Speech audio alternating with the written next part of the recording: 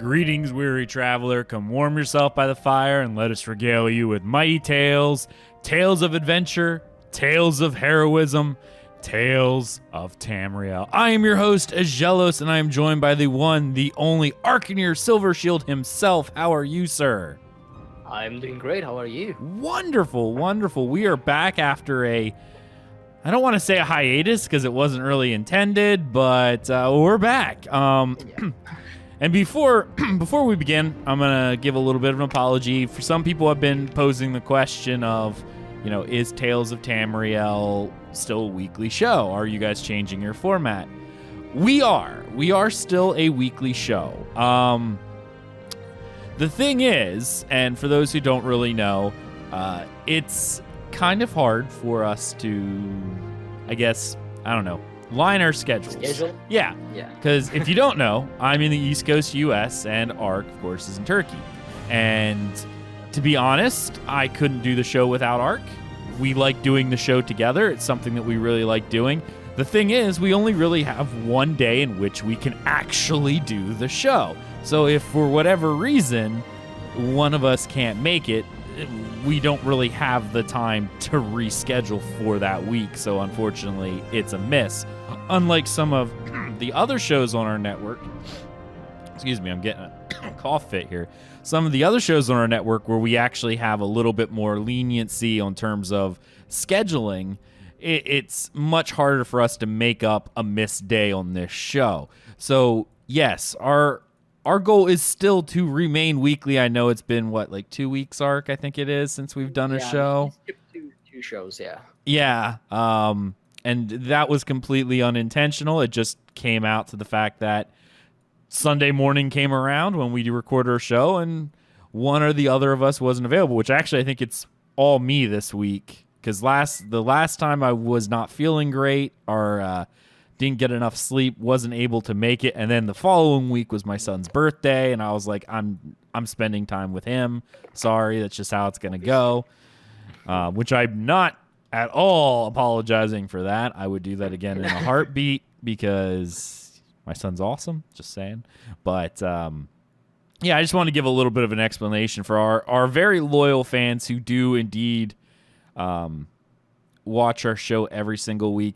And I do want to say nobody was like, why aren't you doing a show? It was more of just a question. So no one was rude about it or anything of that nature. I wanted to really put that out there. No one was rude or saying it in a mean way. They're just like, we noticed you haven't been doing as many shows as you were.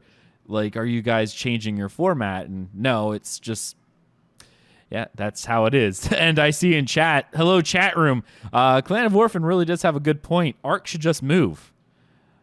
Perhaps to West Virginia. Oh.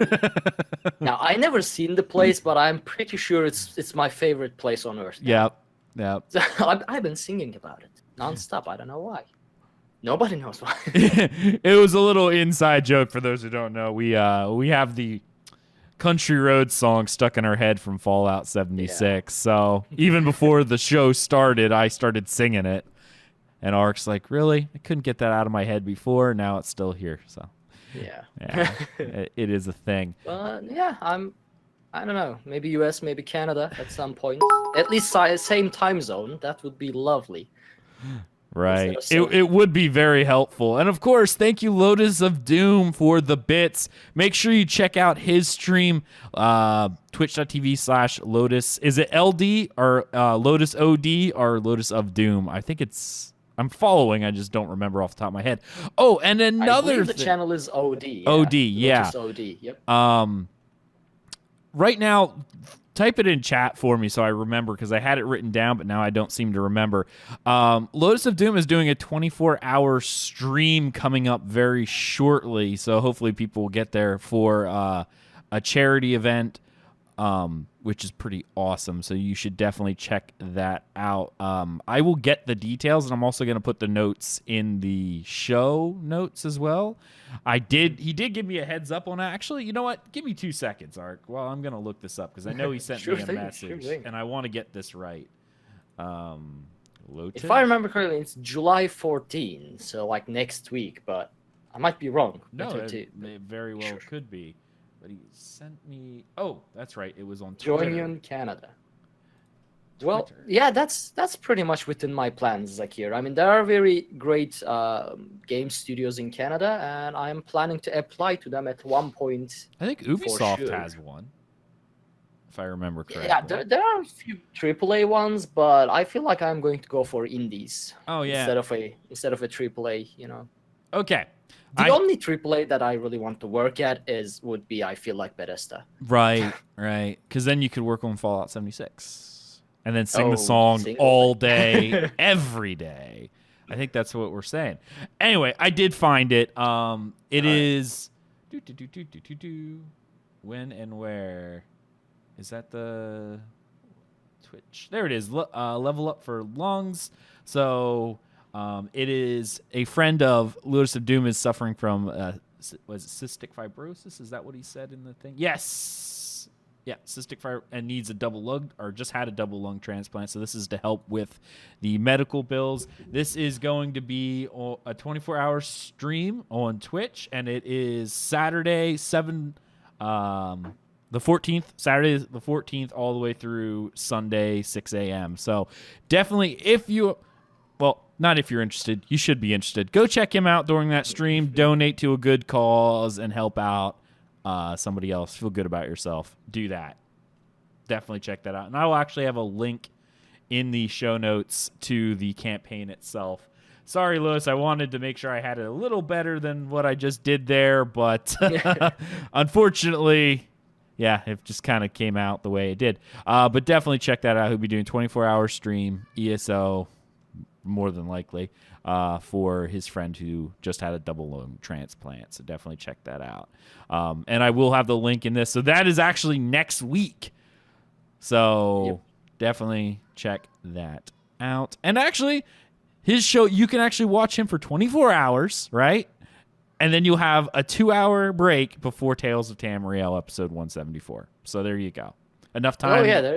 Yeah, watch all the way through, and then you have a 1 hour or 2 hour break until our show. So you can just jump from one to the other, and it just works out. That would work. Yeah. All right. Before we move on, we actually do have a few other things to actually shout out. I know it's a very long show. As we said like 2 weeks ago, just as an FYI, this is going to be a Summerset spoiler show. So if you have not finished the Summerset storyline, or perhaps, a little behind, you may want to skip this. We are also actually, don't skip the entire show, maybe, but just the Tales section. Yeah, we'll do the Tales in the last half. We'll do our news. But, I mean, I wouldn't say skip the show. I just mean download it and wait till you listen to it until you're done with, the story. That seems like a fair assessment. I don't know why you wouldn't do that. One of our offenses cameras are goffled. Are goffled, huh? Oh, I know why. Yeah. It's because I opened up the... There we go. It's because I was looking for the message and I couldn't remember if it was on Twitter or on Discord, so I opened up a Discord message. Yeah. Thank you, Clan of Orphan. It's like we haven't done this show in the past. I don't really know what's going on. Yeah. Sorry about that. Okay. Of course, patreon.com/Dungeon Crawler Network is how you can support us. We had 2 new patrons this month. That includes Ika Sugami and Robert Wallace. Thank you so much for supporting us over there. That does help us out incredibly. It allows us to continue to pay for all of our server costs and do some fun stuff for you guys, the listeners. Allows us to keep doing our shows every week, even though this one has some scheduling issues. So maybe that's what we should do. We should part of the fun should be get Ark to the US edition. Right? Like that's what we should be doing. It doesn't even have to be US. It has to be like Eastern Standard Time Zone. That's it. Well, you really only have like 2 choices in that point. There's not a whole lot of options there. Actually, it's a huge line. You can start from like Mexico to all the way to Canada. I think in the East Coast, just follow that line. Ark, you're a Nord, so really, there's a certain latitude that you pretty much have to do, or else it's just not there's even. That too. Yeah, it's not even worth that whole shtick. Gotta start from the north. Indeed. Start from north and go down. Of course, we also have some of our Twitch subscribers as well.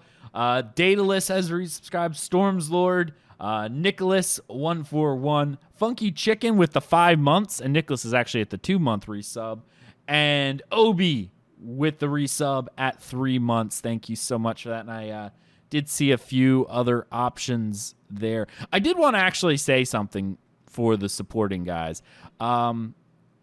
Twitch Prime, of course, is free, so you get a free sub. That's helpful.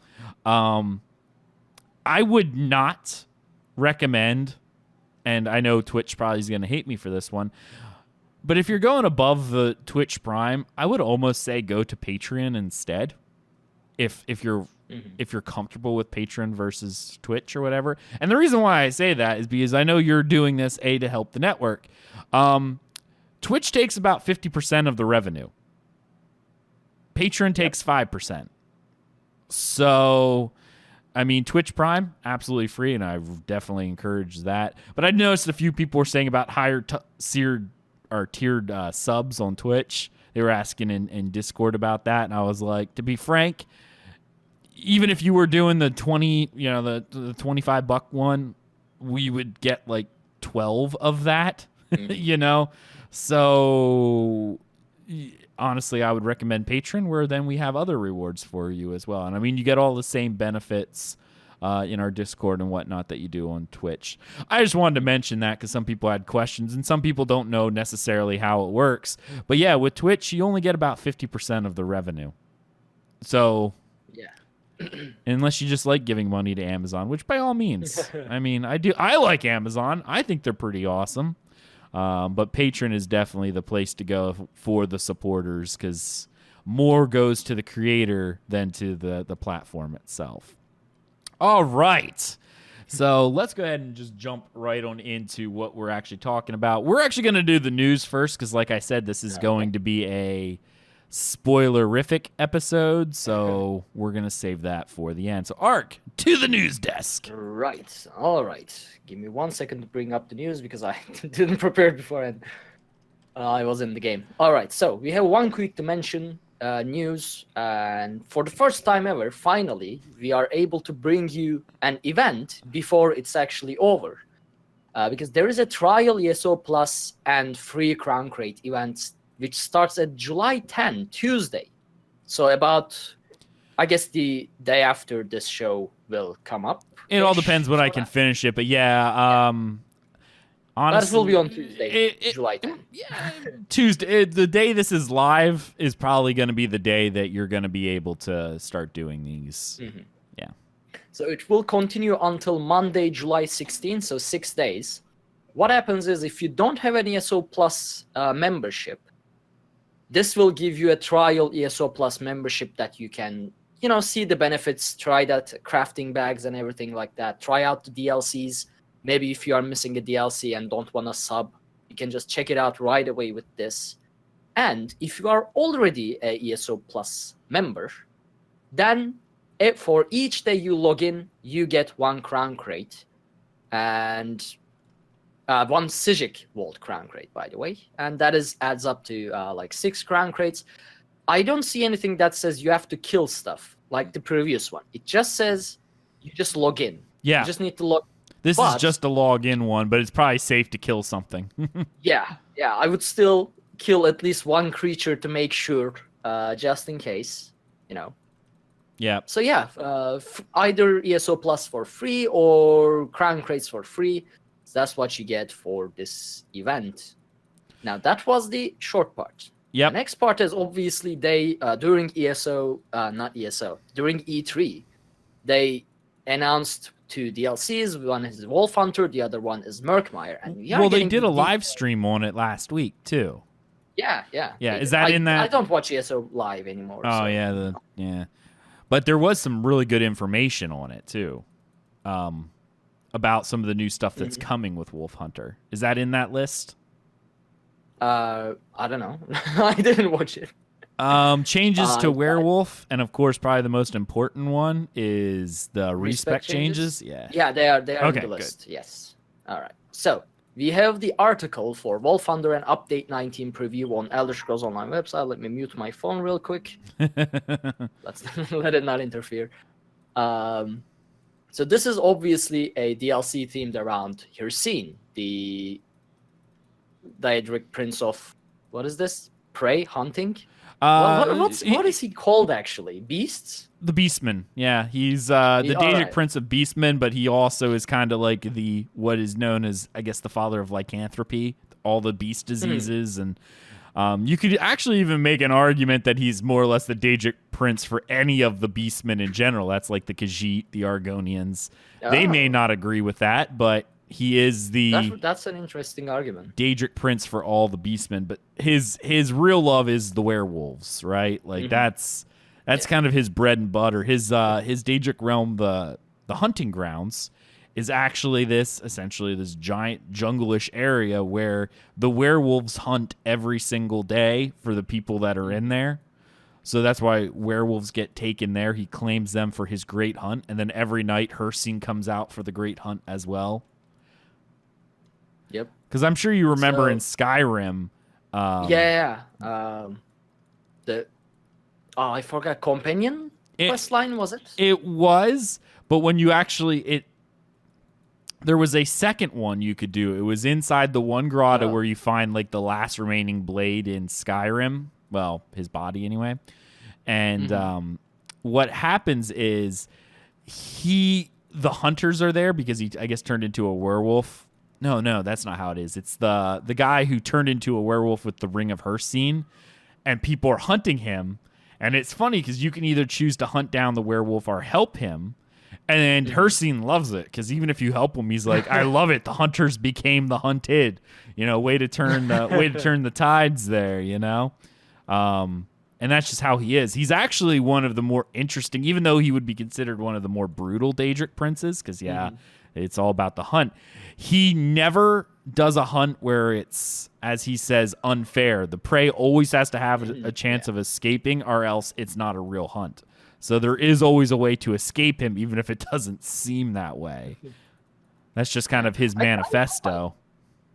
I like Hircine. He's not evil. He's more like he doesn't care. Basically, he's all about the hunt, and he has a purpose, and he follows that purpose. Yep, I actually really enjoy Hircine as a Daedric Prince. I mean, most of my characters are werewolves anyway, so obviously. I don't think any of mine are, but they may have to be after this next patch. The problem is I don't ever want to waste a thing on an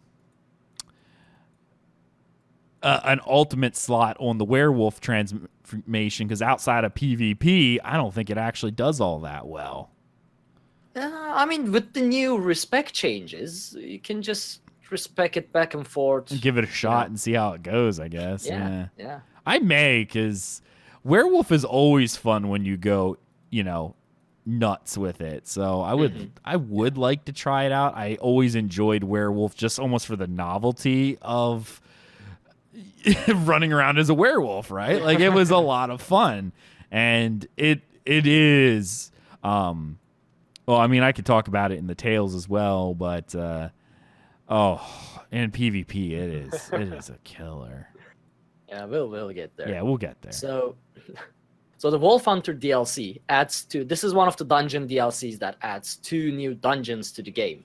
One is called the Moon Hunter Keep, and the other one is called, if I can find it. Is that what it's called? If I can find it. Yeah, March of Sacrifices. Right. So there are, of course, stories behind them. They kind of explain it in the article, but I'm not going to get into it unless you want to see it for yourself, without knowing it. But obviously, there are new bosses, there are new creatures, more mechanics and whatnot. I will say their DLC dungeons that they've been doing recently. I mean, all their DLC dungeons are pretty insane. I love them. Oh, yeah. And hello, Death Bear Games, obviously, because we haven't actually. I think you're a new person who's chatting in here. One of the first times I've seen the name. I know him. Oh, cool. He's from the streaming communities that I've been. Oh, around. awesome. He's a cool guy. Yeah. Awesome. I think it's just the first time I think I've ever seen his name in chat. So awesome. It's possible. I can never read it because I use this dark mode on Twitch. and then his name is Black. Always black? If I can't read something, then I immediately assume it's just Death Bear Games there. If I can't read it, it's Death Bear. Nice. Yeah. That's I guess a safe assumption. So that's Wolfhunter DLC. Now, the more important part of this is, because, I mean, obviously the dungeons will be fun and everything, but there isn't much to talk about them until we actually get to play them. Mm-hmm. Now, Update 19, however, adds a lot of things that are very convenient and will be fun. So first up, I'm going to go in this article's order. There's a PvP update and the new battleground. The most important part about this battleground is you will be able to mount for the first time in a battleground map.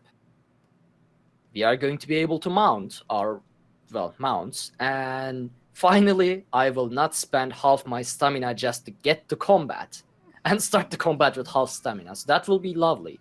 That would be pretty nice. Yeah.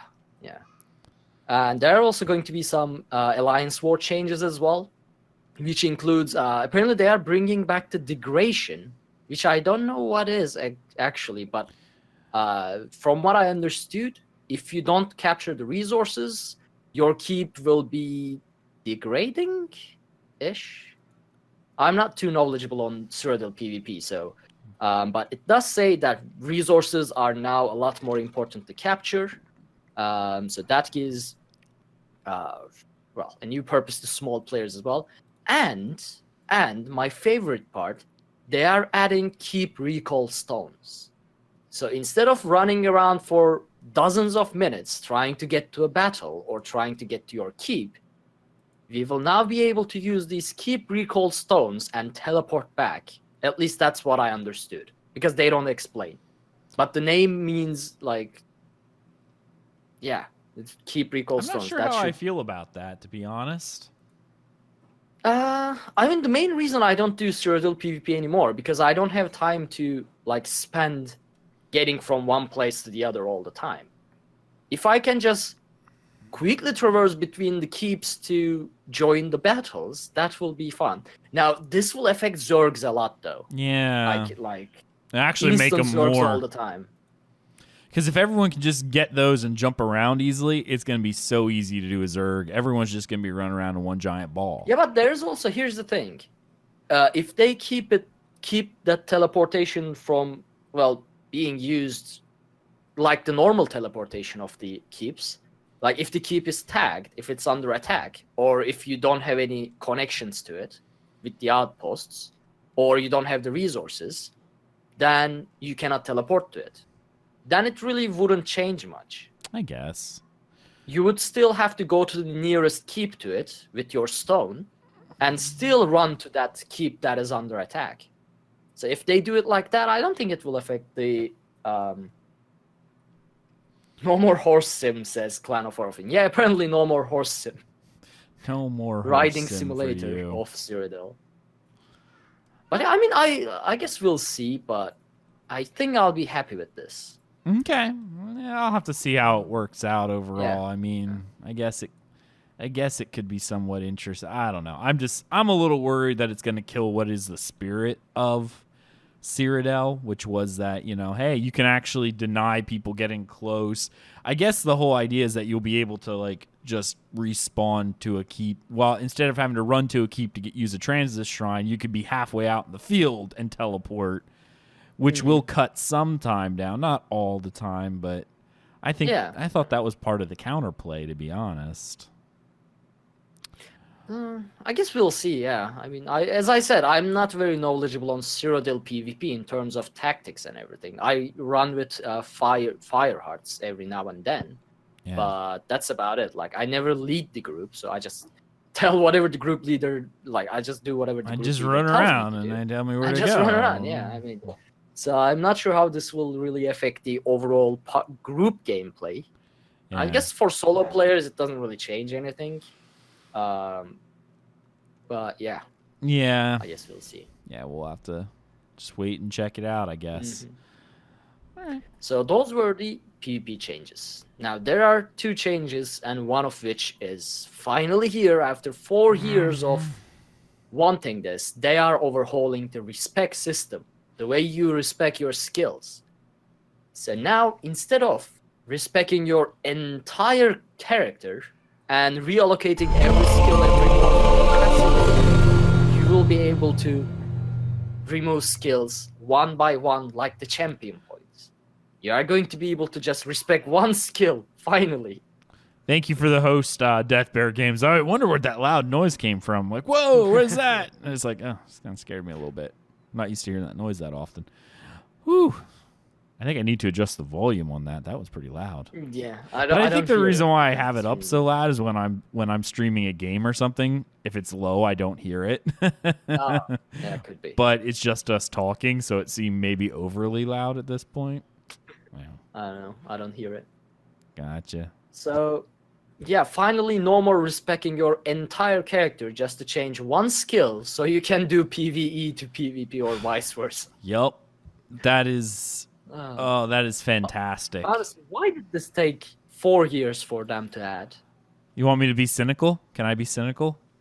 Yeah, sure. Okay. Because we know we talked about those quality of life patches. They need something. They're not just going to do it. Not just going to put it in randomly. They can save that for a patch that they can sell. Right? I guess that is true. I mean, this is base game update. This is just free base game. I know, update, but I guess they need something to fill these update part of every DLC. Right. Because they made us get used to it. Like, we expect with every DLC some serious quality of life changes. Yeah. With every update. They got us used to it. They got us hooked up on it, and now they have to like come up with stuff after like, I don't know, maybe a year or two. Yeah. They will have to be just making stuff up at this point. Yep, there it is. I mean, and the last thing on this update 19 is werewolves updated, which will be overhauling the werewolf skill line. It says emphasis on improving the ferocity and momentum in combat. Oh, and great! They affect both the skill line's passive and active abilities. For example, the Blood Rage passive will now increase the duration of your transformation when you deal damage instead of when you take it. And the Roar active ability is now instant cast. So they are basically making werewolves a bit more powerful. A bit? A tad bit more powerful, you know. Just a little bit. And I honestly think this will just break PvP for a month at least. Just a month. Yeah. I mean, I guess it really depends on what they're going to do with all of the like every passive, every skill line, but it's to be balance hasn't been the best virtue of ZeniMax Online so far in terms of PvP side of things. Like PvE, I guess it's okay. I don't know. I only play as a tank, but in PvP, balance was really never there. Every patch they fix something and 3 other things breaks. If you're talking about balance, there's still a fairly off balance, even in PvE. There's certain classes that are just above and beyond. Like, that's just what you take if you want to be doing hard mode stuff. You know what I mean? Yeah, I guess that's true as well, yeah. It's the people doing world first stuff, when you see them stacking one class, you know there's a big disparity. Yeah. And there is. There really is. So I don't think that's going to change. Those are the news. All right. Let's go ahead and jump into our tales again. If you have not completed Summerset, this is going to be a kind of a spoilerific episode, I guess. So keep that in mind. So let's do our other general tales before we really dig into the lore of all of this. I love that you mentioned werewolves for me, because I've been doing PvP the past few days, running battlegrounds with a few of our guildies. Last night in particular, we were doing a battleground, and there was a team. They were a werewolf team, because we were doing the entire team. Entire team. Oh, they. Yeah. Entire team werewolves. Wow. Oh my goodness. When they transformed, did they tear us apart? I mean, completely tore us apart. It was insanity. Like it. Oh my goodness. Yeah. I can only imagine. When you mentioned this pre-show, I assumed it was just one. Oh, but it only guy. needed one person. But the thing was, their entire team was a werewolf. So you'd attack one guy and he would transform, and that would be it. Like we never hit a point where all four were transformed at the same time, but it didn't matter. And it's not like we were running around with no gear on, right? Like we were geared out for PvP. I was probably the least so, just because I didn't have a full set of stuff. Only running like 2 pieces of in-pen, and I survived longer than most people. But it was a little rough. I was just surprised at how rough it really was. Honestly, like, imagine 4 of them turning it. That would be a sight to see, you know. 4 of them turning at one time, I think I would just like slash quit. No, like that's it. Can I kill myself here? Because clearly, this just needs to happen.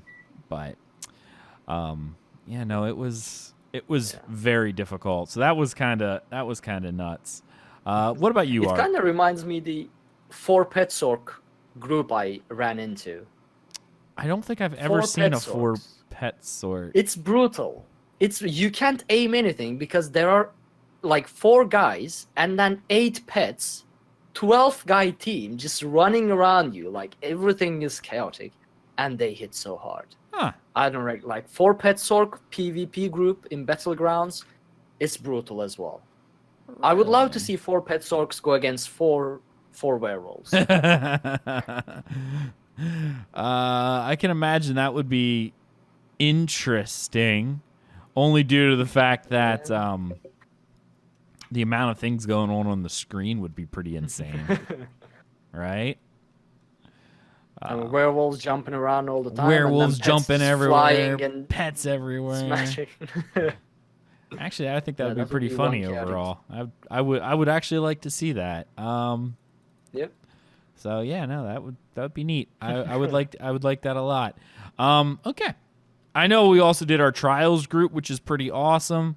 We were farming a little bit of Cloud Rest to try to get people some gear, because that Cloud Rest gear is just really, really good. So we want to get our raid team in the guild all decked out in the gear that they need, and that's one of the things that they needed was Cloud Rest related stuff. So we ran that a bunch of times last night, which was really cool. We did that last week too. Yeah, you've been doing a lot of trials. I've been. Oh, every week we have an official team now. Every week we do. Yeah, that's what I was going to ask. Did you guys start doing like veteran trials or not yet? We're still putting together the. No. Unfortunately, not quite yet. We're not quite at that veteran trial. We actually were still looking for a permanent healer because we were a little behind on that. But once we have the full team together, we're going to be doing those trials. Nice. But that's going to take us a little bit. But that's the goal. Is we wanted a static team in order to do vet trials. So every Saturday we do vet trials. Or not. Well, we will be doing vet trials, but we do trials every single week to, get ourselves prepared and practiced up and whatnot. And last week, one of the reasons why we didn't, was it last week or the week before? I can't remember what day it was. We did Mall of Lorcage for the first time. Or not Mall of Lorcage. Halls of Fabrication, which, by the way, is probably my absolute favorite trial in this game. I haven't done that yet. Oh, it was awesome. But we were in there till we started at 10:30 or something like that. I don't think we finished till 2:30, almost 3 in the morning. It's long. It's not a short trial. It's a full trial. And I know we had talked about this. I know you're not fond of them, but I'm incredibly fond of them because they feel like a dungeon, right? Not just all of a sudden, oh, here's your bosses, enjoy. There were things to do. There were, No, here's the thing. Oh, let me clear this up. I like a long trial or dungeon if the trash pools are actually challenging. Like if there's a challenge, if I have to be focused on the game while those trash pools are happening, I am fine with it. But if it's just mindless trash pools, easy, no challenge, just mindless tank and spank, no tactics involved and everything like that, if they are just artificially put there to increase the gameplay time of the said dungeon without any challenge behind them, then I don't like it. Okay, fair enough. I will say in a lot of the trials, now there is some trash, which is just that, trash. But it does give you that sense of you're progressing through an area, which is what I like. Mm-hmm. But they've actually been getting pretty smart about how they've been doing the trials now, because what they've been doing is the trash mobs actually have the mechanics of what the boss does. Oh, yeah. So while you're playing, what you're actually doing is seeing, oh wow, there were some things I didn't have. What the boss is going to do, like a little bit of a precursor to what the boss is actually going to do when you get to them, which is definitely more of a plus. Because like you said, that serves a purpose in my eyes, right? Because, hey, you're learning what the boss is going to do before the boss shows up, right? That is very good design, in my opinion. Oh, like, yeah. That's what they teach you. Like, teach the mechanics within gameplay. Don't put a tutorial in. Mm-hmm. That's what they teach you if you take a game design class. Right. And they've been doing that throughout their throughout their stuff. I think it started with like Bloodroot Forge and no, not Bloodroot Forge. What was the name? Cradle of Shadows. Like they started doing that. Yep. That, if I remember correctly. Yeah, no, definitely like that. Picking up the Shadows of the Hist, which was one of the very first dungeon DLCs, and that's why we've always said that the dungeon DLC ones have been so good, because they've been working on those for quite a while. So, anything else from you, Ark, before we get into all the fun? Honestly, I haven't been doing much anything Elder Scrolls related. Like every now and then I log in to claim my daily rewards. Every now and then? You don't do it every day? I sometimes forget. What? Like this week, for example, today I didn't take the 1500 AP reward, but I think I got the previous one, which is the potions or whatever. Yeah. So well, I've been forgetting them a little bit. I hopped on and I got my stuff, but they're giving a new pet away, the Psijic mascot Guar, which I have it up here. Hopefully I'll make it. Hopefully I'll get them by the. Where can I see all the rewards anyway? Okay, so you go to the Crown store, and then up across the top you have store, daily rewards, and gift inventory. Oh, there you go. Yeah. Okay. So I only claimed 4. Okay. Yet. Yeah, I'm up to And we are almost the first week. So tonight at 8 o'clock in 9 hours, I'll be able to claim the first Psijic Crown Crate. But look at the Guar. So I am 2 days behind. Yeah, I am 2 days behind. Am I going to make it to the end? I'm going to make it to the Guar. That's the thing. But I think I might miss 7, 14. No. 15, 16, 17, 18, 19, 20. You only need 20 days in July. So even today, if you did it every day, there's 31 days, 31. You'd have more than enough time to get all of them. Yeah, okay, that's good. But did you see that Guar? Yeah, it's Guar, and it's even uglier Guar. Oh, it's beautiful. I'm going to get it, and I'm going to run around with it everywhere, and I'm going to name him Squishy. Because he will be my Squishy. Guar. Like, how uglier can it... Well, actually, I know how uglier can it get. It's the Disco Guar. Hey, I have the Disco Guar. It's the ugliest thing I've ever seen. I love like, half it. Orange, half oh, it's no, beautiful. It doesn't make sense. I mean, they already look like Guars already look like they are a lab experiment gone wrong. And now they painted it bright, vibrant blue and orange. So it's like lab experiment gone wrong, but we are going to make money off of it in a circus. Well, yeah. I don't see the problem here. What I fail to see your disconnect. It seems like the correct thing. I don't like Guars. Happy Hansel in chat with the pro tip. You can free up gaming time if you skip brushing your teeth. That's enough time to sign in and get your reward. Your teeth may fall out, but hey, I mean, yeah. I just basically drifted away from ESO for a bit because I mean, main reason I've been doing a lot of PvP lately. That's what I was doing. Like I haven't done any DLC, dungeons or trials in such a long time. Well, that's because you're not on the And U.S. that- side. And, Yeah, I mean, we just- got a pro team here, so I really just- don't need to be just on saying. NA, saying. but that slowed semblance set, Okay. the broken set. Let's talk about Sode's semblance. I've actually been hitting So a couple what- of it. Even with lack of What? PvP gear, it really doesn't bother Yeah. me that much. Well, you probably didn't experience a 4-man group running all slows. In reality, You is die. it that powerful, though? I don't think it's all Yeah. that powerful. I mean, it does the Okay, Oblivion let- damage, so maybe for a let me- tanky side of things, yeah, okay, I get it, because, you know, you're getting unmitigated Oblivion damage. To me, it doesn't really matter. Because I'm not sitting there just trying to out-tank them. It's who's going to out-DPS them. And to be frank, because it's unmitigated, that Oblivion damage is not as much as what normal damage would be. So it's not too Okay, so often let that me- I get nailed. So the set is, for anyone who doesn't know, let me say the set first. So the 5th bonus of the set is on dealing any kind of damage for 10% chance, which is like instant. You put a shadow on people or one person, and it deals about 800, I think, Oblivion damage every 1 second for 6 seconds, and there's no cooldown. You can instantly reset this. Like as soon as the effect is over, you can apply another one. Yep. It's a dot. Now people run this with Drock's Bane, which as soon as you deal damage to them, or they deal damage to you, I don't remember, it applies Major Defile on you, no cooldown, instant.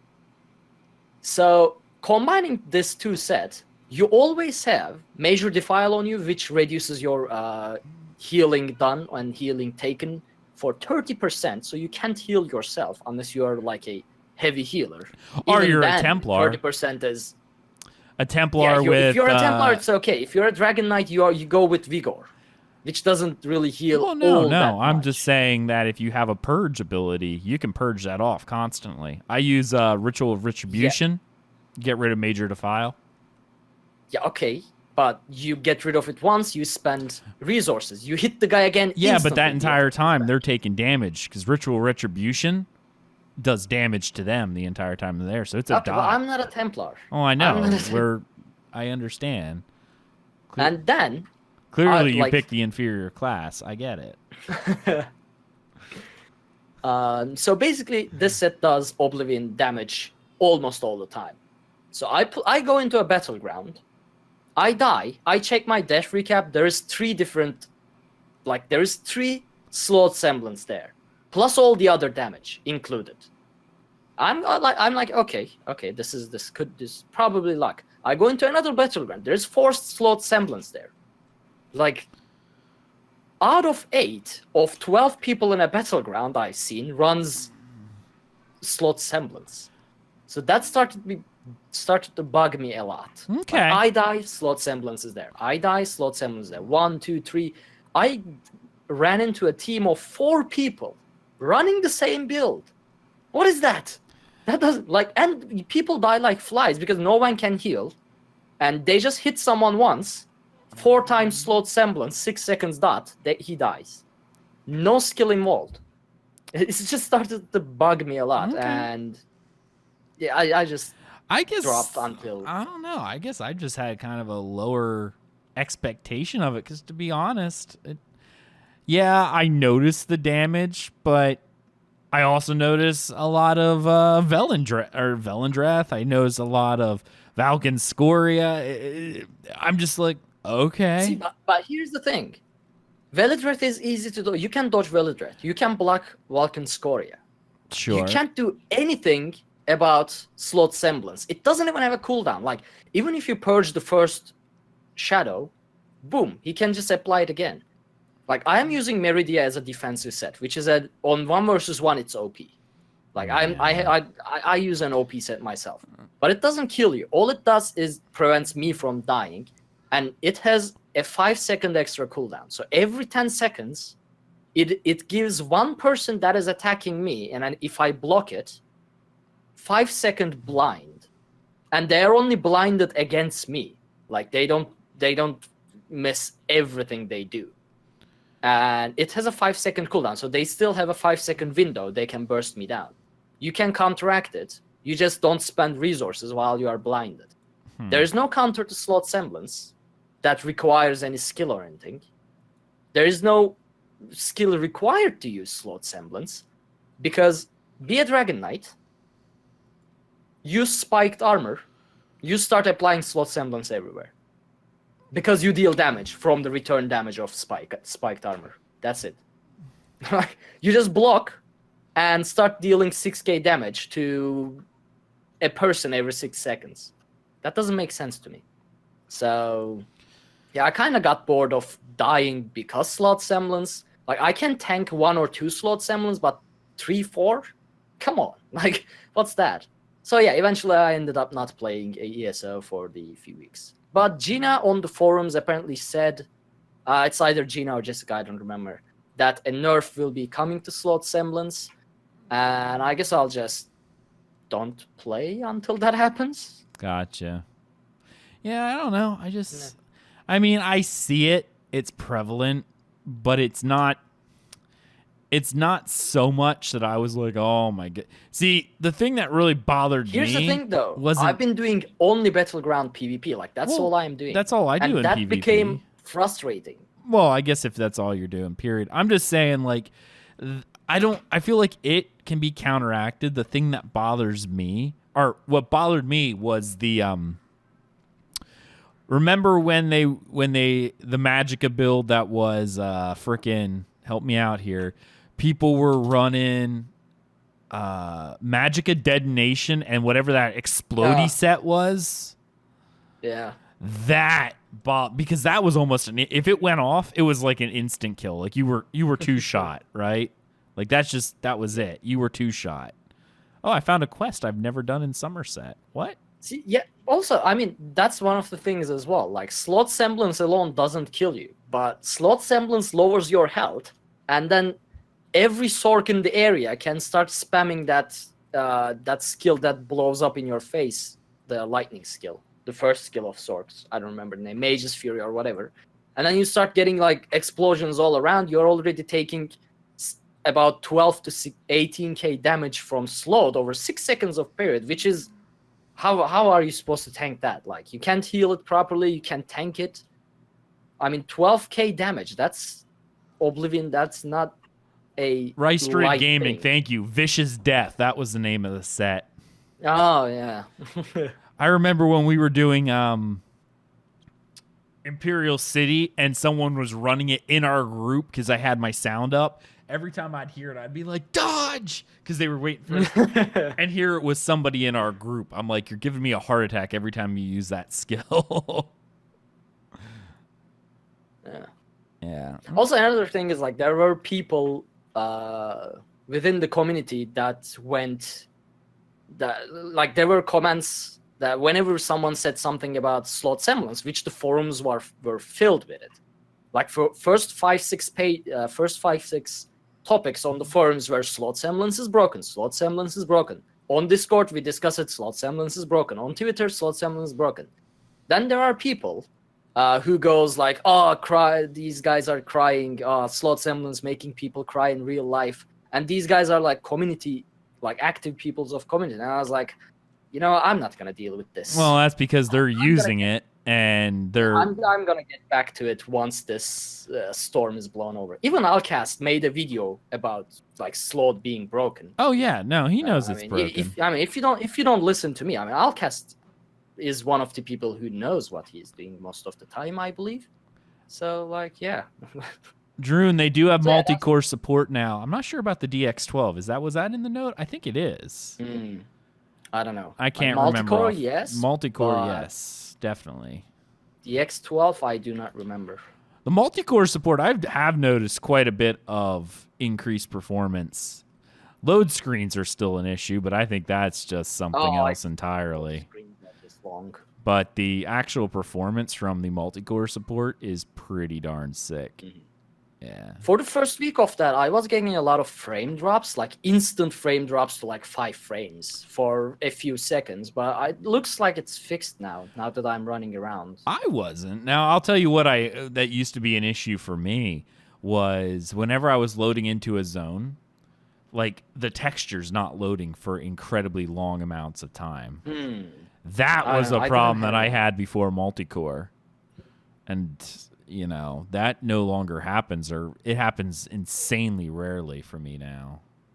So that I really guess they are that. fixing it slowly. I mean, going from like only single core support to multi-core support, although I don't know the technicality behind it, I would assume it would cause problems for a while. Yeah. So I'm not bothered by all that. No. I got a follow there. Awesome, Drew. Thank you for the follow. that is so loud now that I don't have like in-game music on or anything of that nature. But yeah, thank you for the follow, Drew. Awesome. All right, so let's go ahead and talk about the Summerset storyline. So again, if you have not finished Summerset or care about spoilers, we are going to be talking about the story. I don't know if we're going to go into massive... Well, we're going to go into massive detail. Maybe not, you know, crazy insane. It is possible. Yeah, it's possible. So if you care about it... And I will say the story was fantastic. So I do encourage you, if you haven't done it already, or if you were one of those who just skipped through it, I recommend doing it on an alt because it really was... It was probably one of the best stories outside the main quest line. And I literally mean the main quest line was like 5 quests that were broken out every 5 levels or something like that. Originally. Oh yeah, that was the days where it sucked. Like doing it complete immersion breaks. Yeah, because you would actually like after the... I guess they changed that recently because... Yeah, now you can just do them one after another, like I think. Yeah, no, you can because someone corrected me on that because I thought you had to do it every 5 levels. But apparently you can now not do that. But once upon a time when the game first came out, now I've only ever done the main storyline one time, you know, on my main character. But the Summerset one was incredibly good. Let's actually start with probably the more unpopular topic first, and that's going to be the Psijic Order quest line. Let's talk about that one. That I haven't started. You haven't done that one yet. No. But honestly, I'm not like. Is it? Oh, it's such a good story. No. In that case, I really don't care because bad. And it probably wouldn't have been bad. All right, let me say it this way. The storyline was interesting, and I'll explain it. If it was on one quest, it would probably be what I would consider a good rating. Not an epic quest, like, oh my goodness, that's amazing.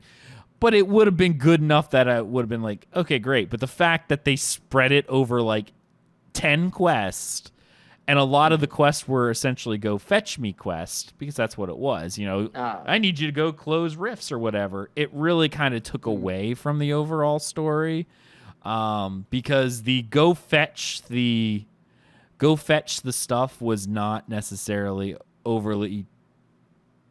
It wasn't taken well. I have no idea how I'd... Oh, pause the film. That's interesting. Is it still... My question is it still like you get one story quest per rank of... Yes.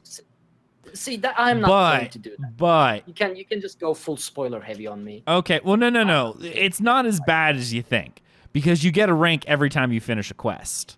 It's not like you have to grind anything. You do one quest. So it's not like Dark Brotherhood and Thieves Guild. No. It's not a slow grind. It's you do a quest, you get a rank. Okay, that's okay. But the quests require a lot of travel, because most of them are go close Psijic rifts in time, okay? So what they'll do is they'll be like, okay, we've detected rifts in Skyrim, okay? So over 3 zones... are 3 different rifts or whatever the case may be. So you have to go through each one. The main storyline of the Psijic Order really revolves around... oh, crap. I'm trying to remember what the actual big threat was. Oh, it's these rifts are showing up, right? So you have to close them. These rifts in time. And it revolves around the Staff of Towers, which apparently was used by Drumarel, which was someone in the First Era. It has been known to cause dragon breaks. So obviously it's a big problem, right? That's one staff. Yeah, it's a staff that was used and it could cause dragon breaks. It's that powerful. So the Psijic Order obviously want you to find it and put it away for safekeeping. So just put it away. It's a staff. The way that they do this is it's broken into 8 pieces, and you need to get all the 8 pieces. But they separate it out by closing these rifts, because while they're searching for where the staff is located, they're like, oh, by the way, we have no idea where the staff's located, but it's okay. There's more rifts, so why don't you go finish that, and we'll work on trying to figure out where the staff is. So that's what a lot of the quest is, of you go close rifts. Oh, I think we found where the staff is. Oh, you close rifts. Well, no, we don't know where it is yet, but hey, here's more rifts. So that's pretty much what the whole story is. Now, the crux of the argument, which is which I would said was interesting if it was one quest. There is one girl who is pretty much in charge of finding giving you the things to seal it, right? Mm-hmm. And she has kind of a tragic backstory.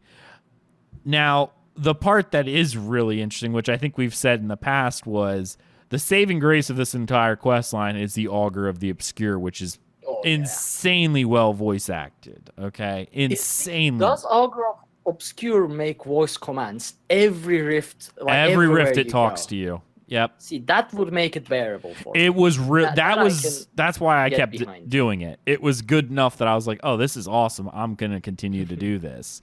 Just for this purpose alone, was to deal with the Augur of the Obscure.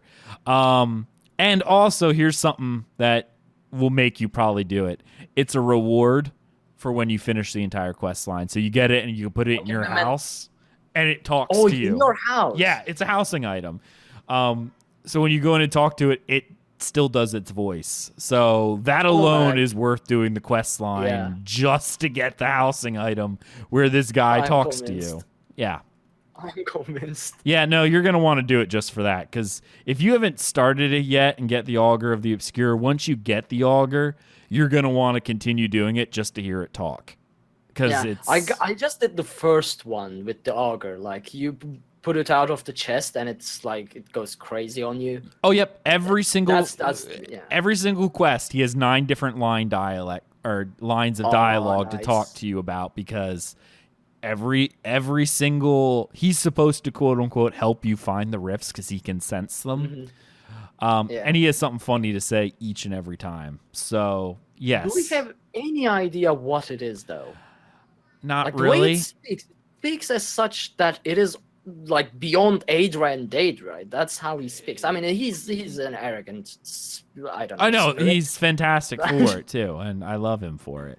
But yeah, like, there are a few things in Summerset that are not explained, and I guess we'll get there as well. As possibly. We talk about Do you have them in your head? Because you may have to bring them up. One of them. Okay. Yeah. Well, we'll get to that when we get to Summerset. Mm-hmm. So you have the Augur, and you have a girl called Josiah, right?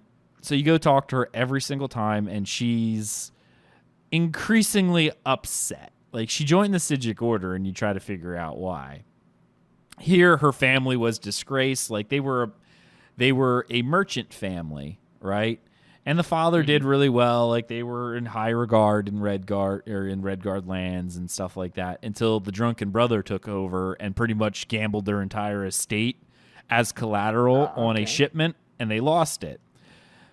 So when the Staff of Towers comes into it, she becomes obsessed. Because she's like, you mean I can essentially, like, she knows what a dragon break is. So she's like, I can essentially go back in time and just make sure it never happened. And all the Psijic Order's like, yes, but that's a bad idea. So she's kind of. I mean, technically you could. Technically you could, but you could also tear apart all reality as we know it. So no, you're not going to be allowed to use it. So she seems to accept the reprimand, but as you know, as you get the Staff of Towers together, she does not. She runs off with it and goes into an area and actually causes a rift in time. And it's actually neat. One of the best parts about the whole thing is that you get to go to the White Gold Tower because that's where you need to go, right? Because that's where the tower, where it was used originally. So you actually get ported into the White Gold Tower. And when you ask about where this is in time, it's like, well, see, the White Gold Tower transcends reality. So you don't even know in what reality in the White Gold Tower you're actually a part of.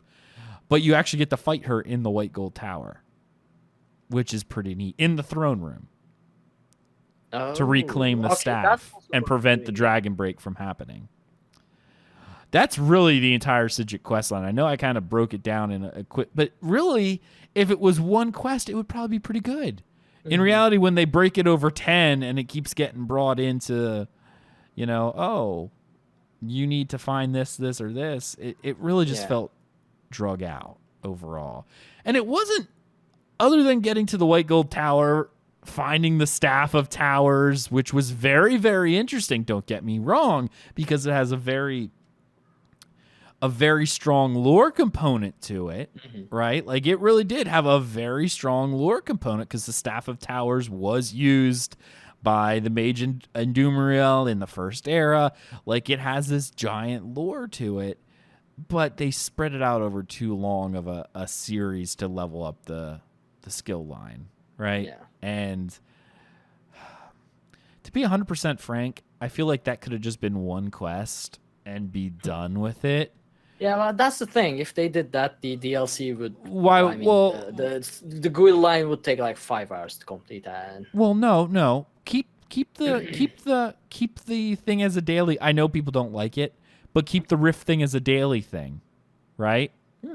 I guess the reason why they did this was, in theory, daily quests have an issue in that when you're doing a daily quest, then you have to wait. It's like an artificial blocking. People did the Psijic quest line in one day or less because there was no I have to wait. But maybe had they done the entire story or made you leveled up and it was the final quest, so that the entire story of Dressage wasn't spread over a million areas, it probably would feel a little, I don't know. Again, I'm looking at this from how could you make it better, because it would have been good as one quest. But when you had to keep going over and over and over again to do the help me out here, to do the story? Like you're breaking rifts and then you're going in there and doing a little bit of a story, then you're breaking more rifts, then you found some pieces of the staff, and she says how great it would be if I could have them, and we're like, no, you can't have them. And but now you got to break more rifts. And then she's like, I know I sounded a little crazy when I wanted the staff, I'm sorry, but wouldn't it be great if I had it? No, you can't have it. Oh, you're right, I shouldn't. Hey, here's some more rifts. Hey, you're back for more rifts. Oh yeah, and they're almost towards the Staff of Towers. I just am so angry that I can't have the staff. Can I have the staff? No, you can't have the staff. That was literally what it was. And then you put the staff together. Oh, by the way, I stole the staff. Well, you didn't see that coming this entire time. And then you talk to the guy. Well, we don't believe in punishment in the Psijic Order. We believe that when you make a mistake, that's for you to learn from it, but we don't like to punish people, so we're not going to punish people. Yeah. Well, then look what happens. That reality is destroyed. Yeah, all right. You saw this coming. You've had to discipline her like 3 times. Obviously, she didn't learn. And then the staff's together. Oh, she stole it. We didn't see it coming. Really? You really didn't see it coming? What do you expect from an order that was founded by high elves? This is true. But it seriously was funny. Like when they stole it, she's like, I guess we should have saw this coming. It's like, you think? You really think? You've had to yell at her each quest that no, she cannot have the staff. And you should have seen this coming. That felt ham-fisted to me. Like, I can understand why people really didn't like it, but obviously doing it for the augur. The augur again was the saving grace of this entire debacle that was the Psijic Order quest line. Because he was amazing. You wanted to close rifts just to hear him talk. So whoever they had voice acting that was fantastic. Yeah, I right now want to close rifts just to hear him talking. Oh yeah. So. Yeah, no, absolutely. You wanted rifts to be closed just to hear the augur speak, and that was the best part of the quest line. But yeah, it just like halfway through, I think I was 2 quests into it, and I was doing it on stream, and the people in the stream can confirm that I was like, yeah, this ain't gonna end well with Yasaja. She's gonna do something bad. Like it was so painfully obvious that she was gonna go bad that, you know, I should have seen this coming. Yeah, no duh. You should have seen this coming.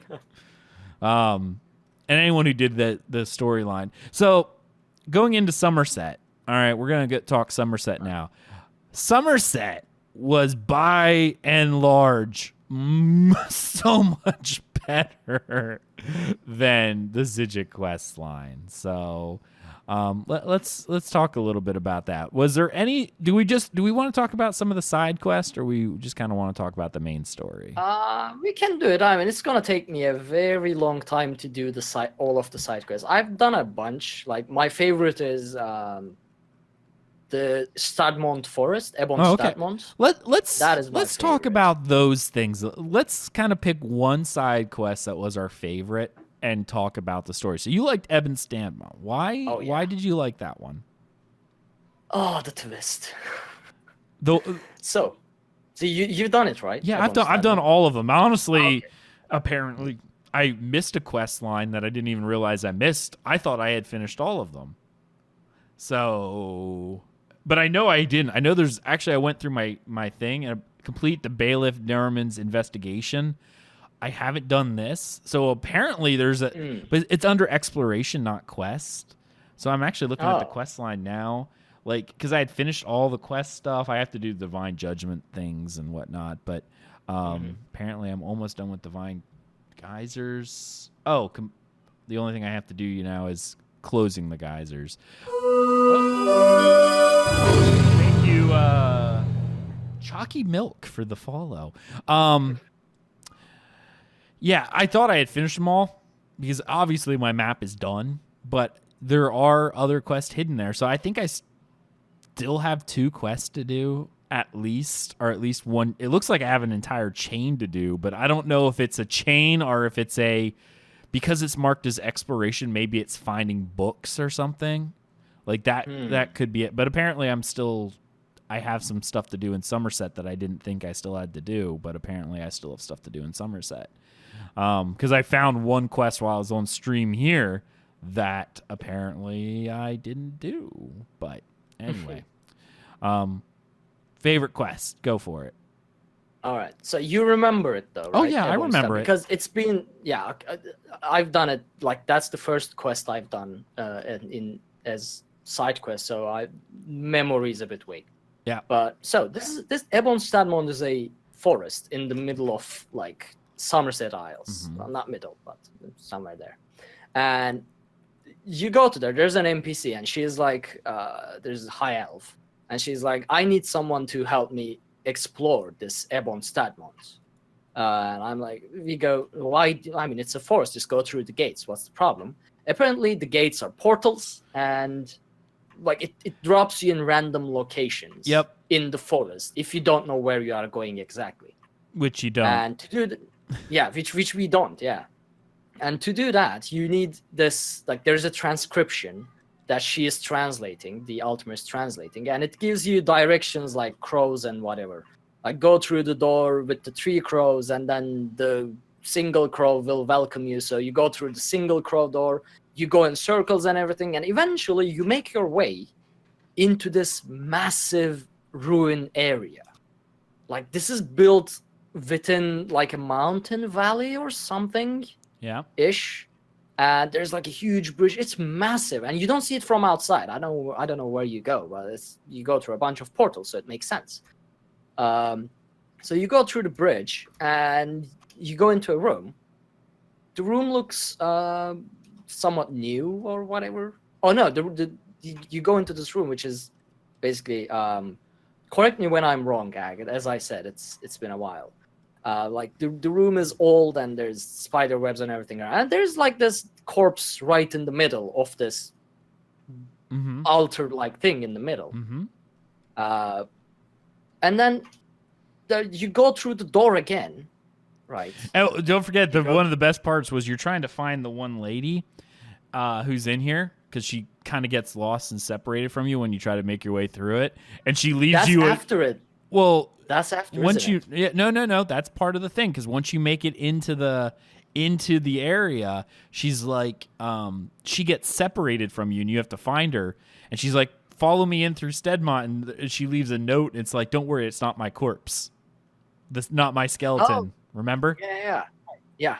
Okay, so you see the skeleton, and you see and then you go into you open the door right after this altar, and you go into a very similar room. Like the room is very similar, but this time it's new. I mean, it's more like the dusted off. It's not in ruins and everything. So as soon as I see that, I'm like, is this the same room? But in since we went through a bunch of portals, and I'm like, I started theorizing instantly, and I was on stream when I was doing this, and I was like, wait, is this the same room but in different time or a different dimension? What is happening? Like my brain started to work. And we start exploring, and we see this masked people. I don't remember what they are called. The House of Reveries. Yes, them. Yeah. I don't even know what they are. I find like the theater group or something like that. They're a theater group. You find them in Renenthal is the name of the town. You find them in. I don't remember, but something like that. They are like a traveling theater or of sorts, I suppose. And they're all lively. They say you see a bunch of them, and they're like, yeah, we got lost in this place or something like that. And you talk with bunch of them, and it's like they hint at the timeline, and it's like you are not at your own timeline. You realize that. Yeah. You continue exploring, and can I throw something else in here too? Yeah, sure. You actually have to go to Ebonstedmont as part of the main quest, and there's some weird things tied into a lot of when you're doing that quest, the characters that are part of that quest are actually a greater part about what's going on with the Court of Bedlam. Yeah. So that's the one thing that I don't know what is. During the main quest and during the Ebonstedmont quest too, you are basically trying to transcribe or translate this transcription, which no one knows who wrote, no one knows in which language it is. It's not Daedric, it's not Aedric, it's none of the known languages, and it's a lot. They say it's ancient, more ancient than Daedra and Aedra. I'm like, what the hell could it be? If it's, I mean, the thing that comes from Aedra and Daedra is Anu and Padome. What did they write this? Well, you don't even know what the spirit is that's part of the area too, and they make reference to it in the main storyline that I still haven't put together 2 and 2 together. Essentially, yeah, that's like Augur of Obscure is one thing that we don't learn in what is in Summerset, and Ebonstedmont's spirit is the second one. Yep. That's what I was going to mention. Anyway, so you continue traversing through Ebonstedmont. You do a bunch of things. You try to go through the doors and everything like that. And at one point, the high elf next to you, she is translating stuff, and that's how you find your way. And at some point, you go through a door, or rather, she goes through a door, and you follow her, and she's not there. She's gone. I may have been mixing the timeline here, but whatever. And eventually, one of these House of Reveries guy, he's helping you with his bow. He has a bow and arrow, and he's helping you and everything like that. And at one point, you go to that main room you were in, and this guy attacks you. Right. He's like, oh, the spirit, the grand scheme has uncovered. You've been part of this theatric play, and this is how it was meant to be played out and everything. He's like this doing this dramatic thing, and you fight with him, and you actually stab him and basically kill him. And he's on the ground like he's, the Elder Scrolls Online classic wounded guy. Yep. He's on the ground like he's laying down, holding his side. And then you realize, like, that's the first guy you've seen when you first entered Ebon Stadmont as skeleton. Mm-hmm. And then you helped him out after. Like, we healed the guy. We entered Ebon Stadmont. We saw skeleton. After we healed a wounded guy, which then turns out which then attacks us, and we wound him in the first place. So we wounded him, we healed him back up so that he can attack us again. All this stuff is happening, and in the meantime, the high elf that was with us is like, she's lost. We go through all this and she's lost. So we go back into Ebon Stadmont and we find her, and she's like old, but very, very old. And she's like, I've been here for centuries. I've been trying to translate this thing. What happened is basically, like, we went through the door, she followed, but the spirit of Ebon Stadmont basically put her on a different time loop or something like that. I don't know. Can I give a little bit of a theory? This is not at all confirmed. This is my own personal theory.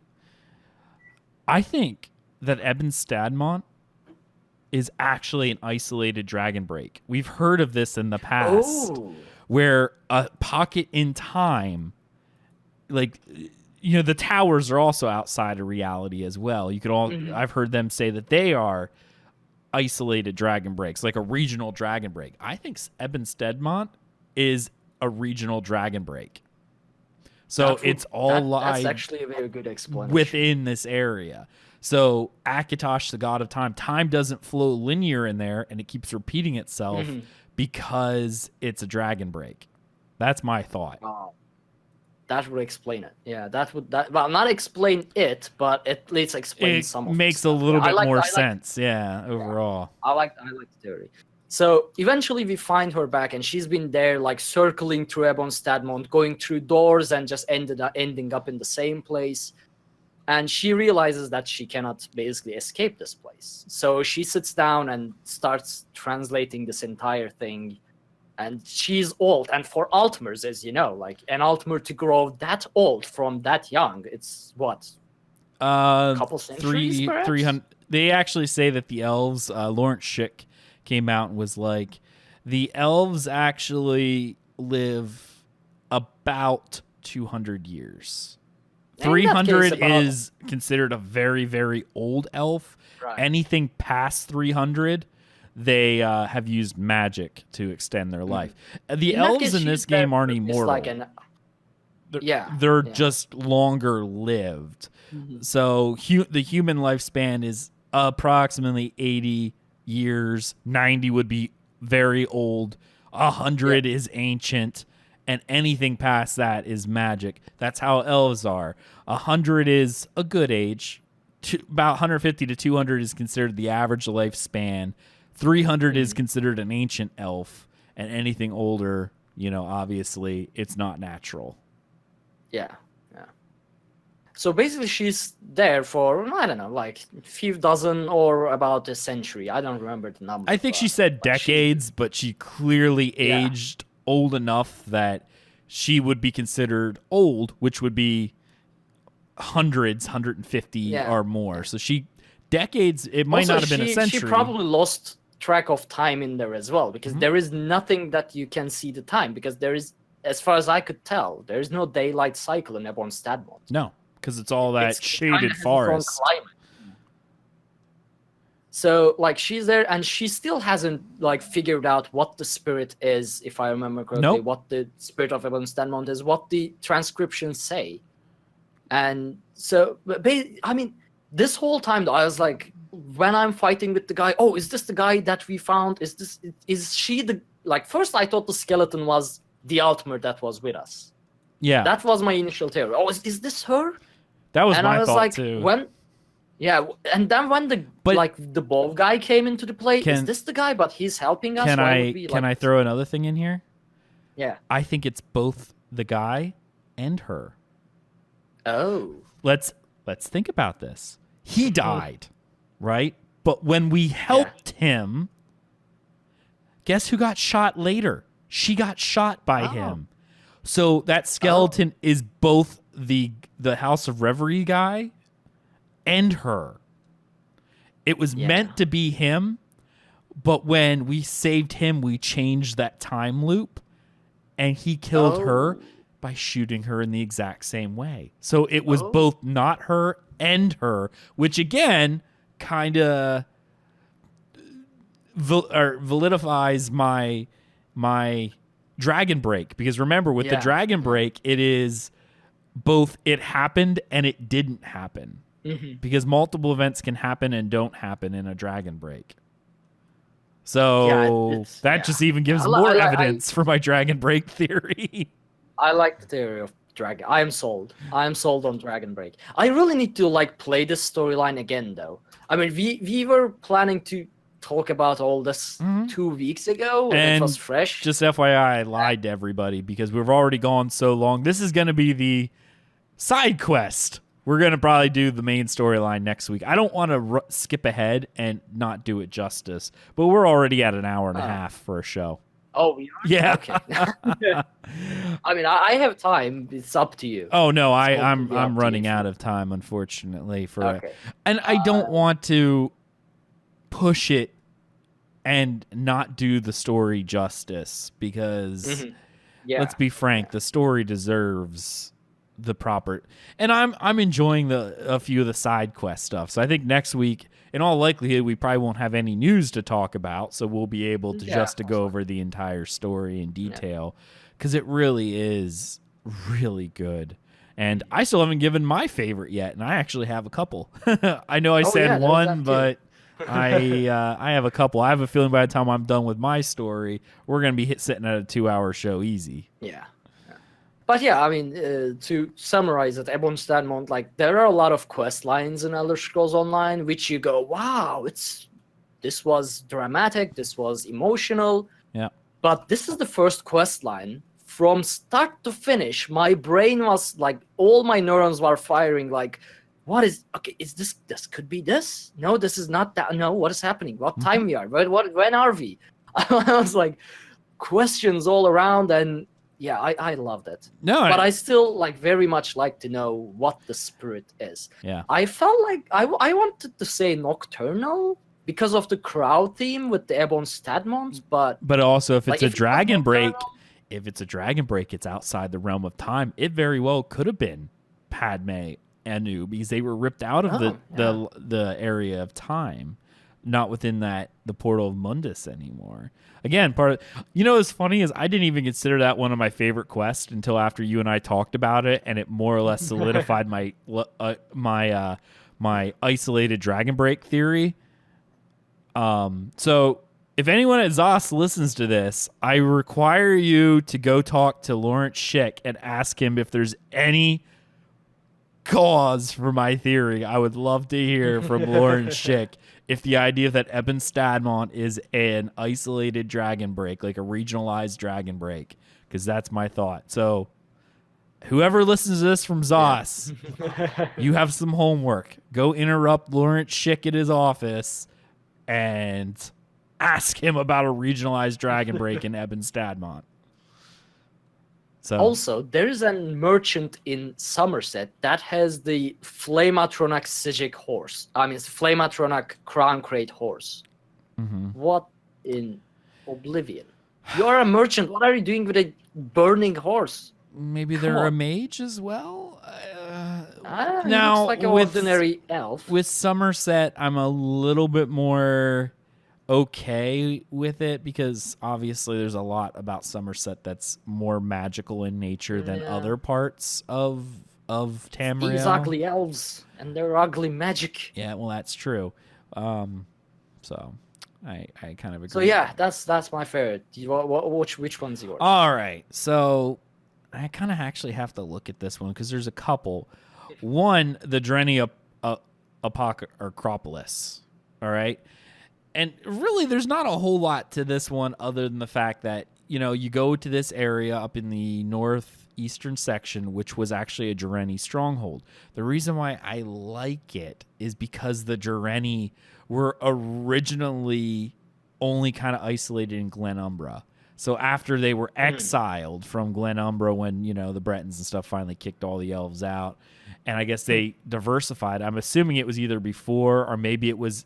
See, from the timeline, we don't know when the Jareni kind of disappeared from the area, but that could have been one of the times. Like, was this before they migrated north or after, right? Like, I'm not really even sure.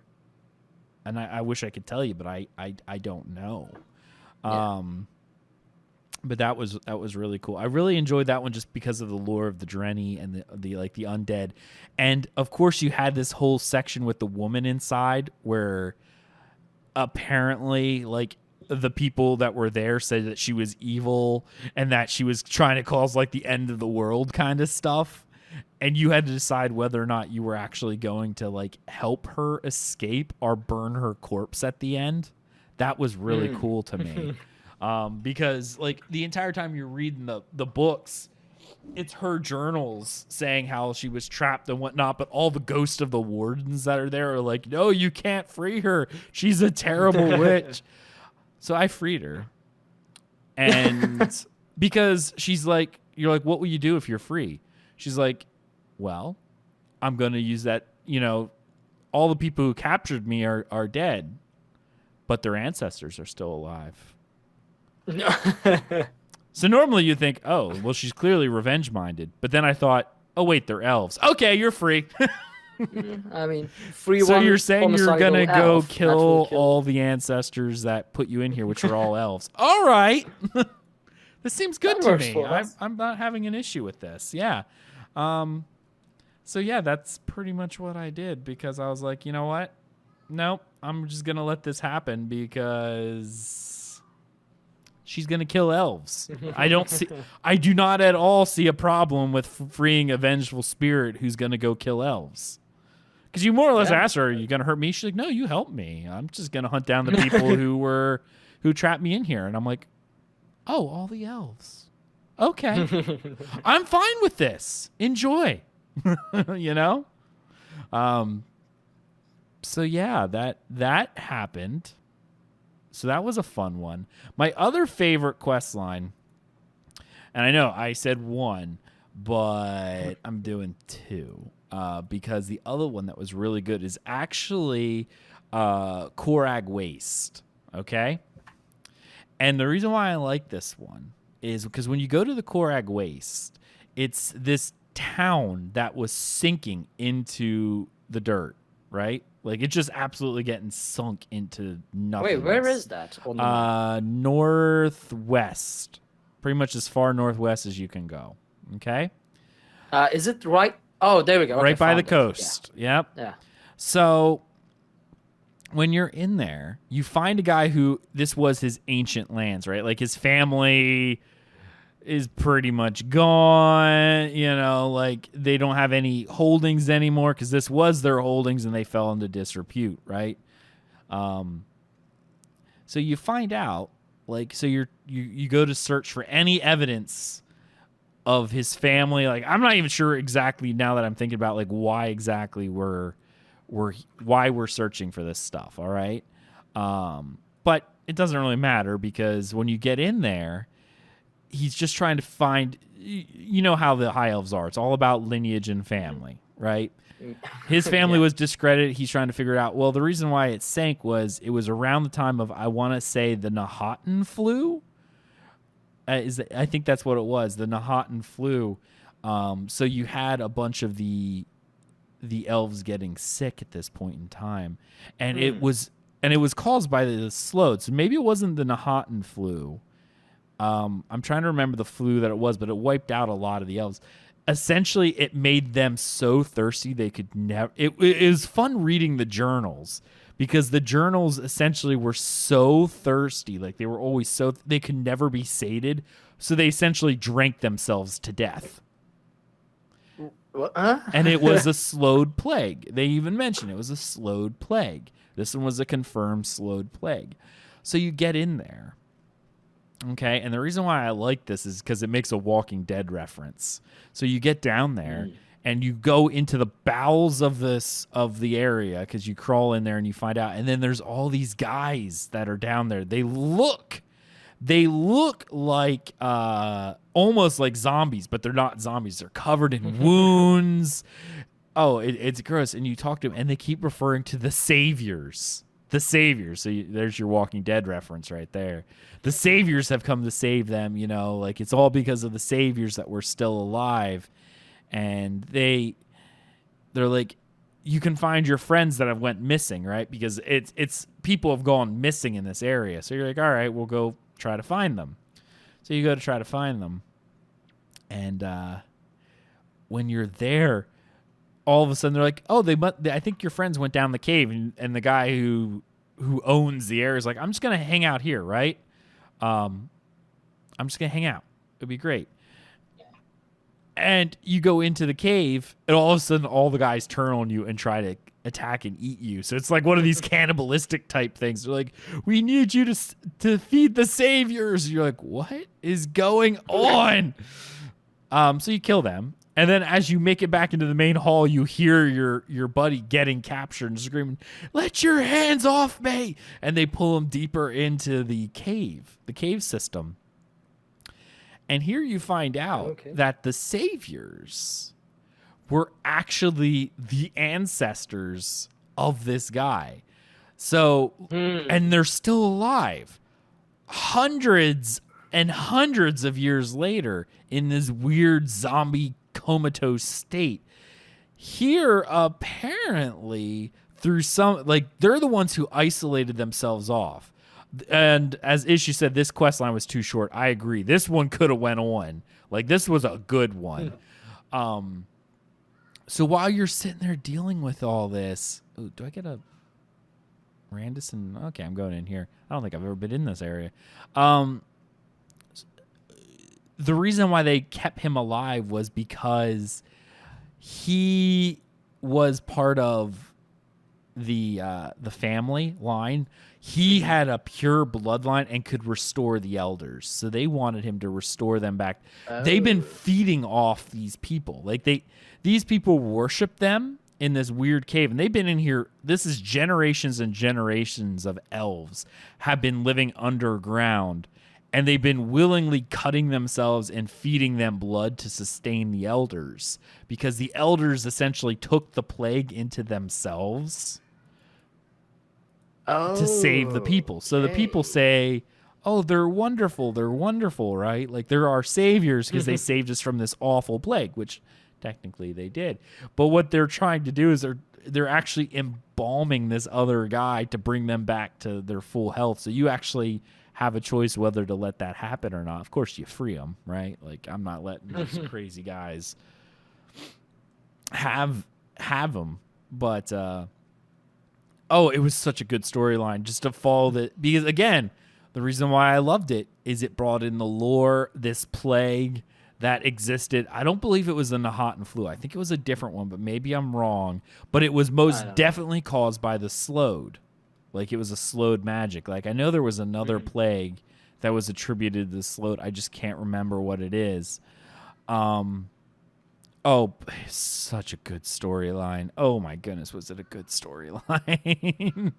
I mean, Summerset definitely shows their experience. Like, like their experience with environmental design, their experience with story, like writing and everything. Right. It's really starting to show that they're getting more and more experience with what they are doing over the course of new expansions and new DLCs. Absolutely. And I know we didn't really talk about the main storyline yet, because we are going to next week.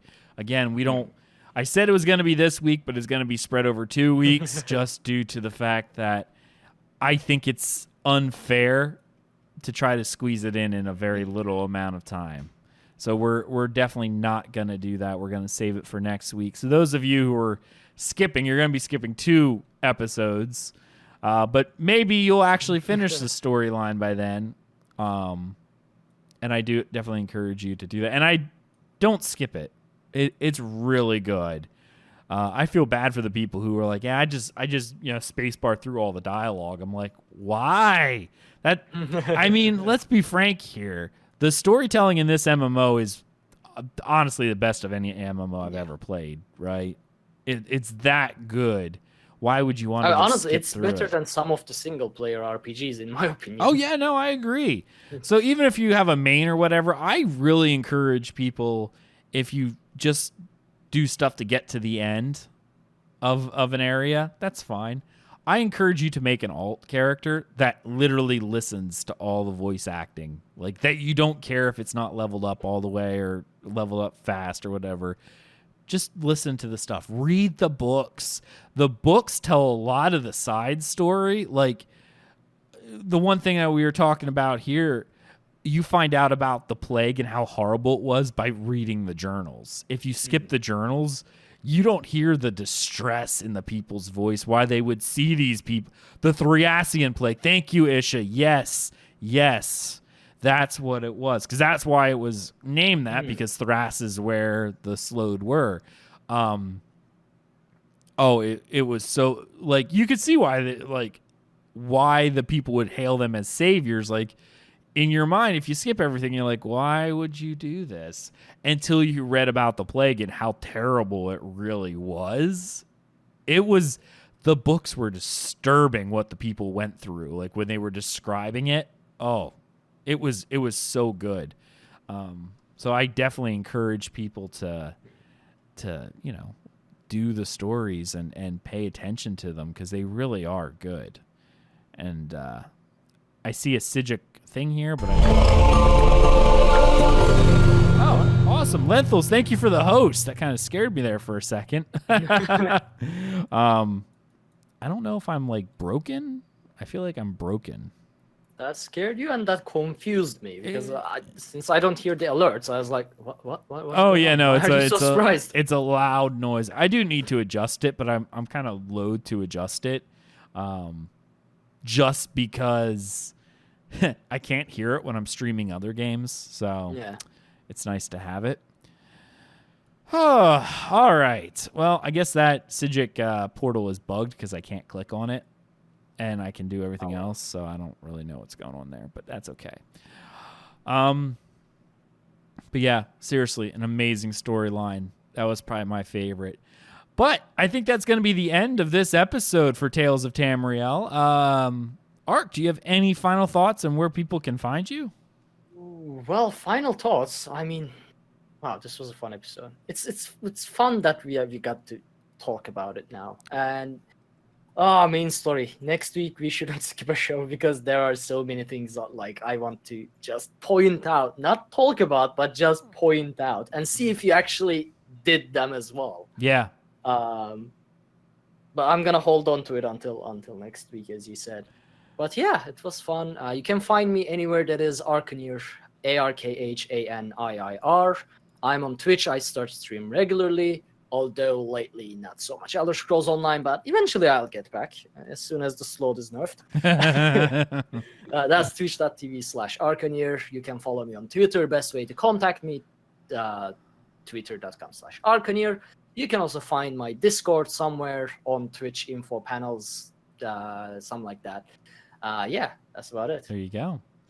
Of course, you can follow me at Aggelos, AGGELOS_DCN on Twitter, and of course at Aggelos in-game on the North American PC Mega server.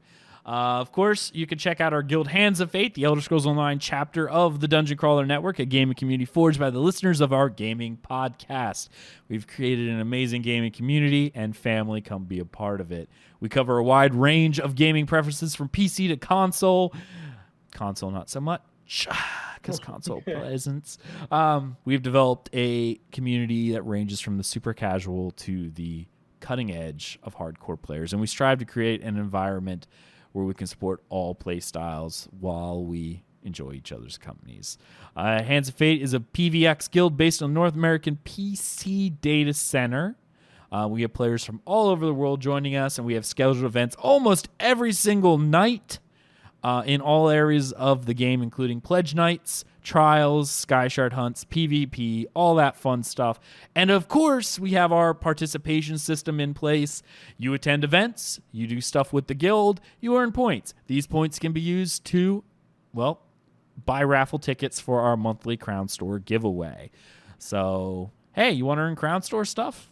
Come do stuff with us, because that's always fun. Of course, you can follow everything we do, dungeoncrawlernetwork.com. You can find links to all of our social media on our page, including Twitch, YouTube, Twitter, and Facebook.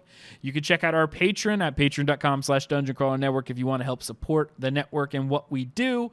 You can also leave us a 5-star review on iTunes. We actually had a couple last week, but we didn't have any this week. Leaving us a review is an amazing way to let people know that we are a real podcast, that we say real words, and sometimes they matter. Thank you so much for joining us on this episode of Tales of Tamriel, and we will see you next time. See you later. Have a good one. When Akatosh slew Lorcan, he ripped his heart right out. He hurled it across Tamriel, and the heart was heard to shout, red diamond, the heart and soul of men. Red diamond, protect us till the end. The laughing heart sprayed blood afar, a gout on Seer it fell, and like a dart shot to its mark down in an alien well. Magic effused the Lorcan blood to crystal red and strong. Then wild elves cut and polished it down to chimel at a ball. Red diamond, the heart and soul of men. Red diamond, protect us till the end. When elves lost Nirn to men, Akatosh gave the stone to Saint Alesh in token of her right to sit the throne. Red diamond, the heart and soul of men. Red diamond, protect us till the end. Red diamond, protect us till the end.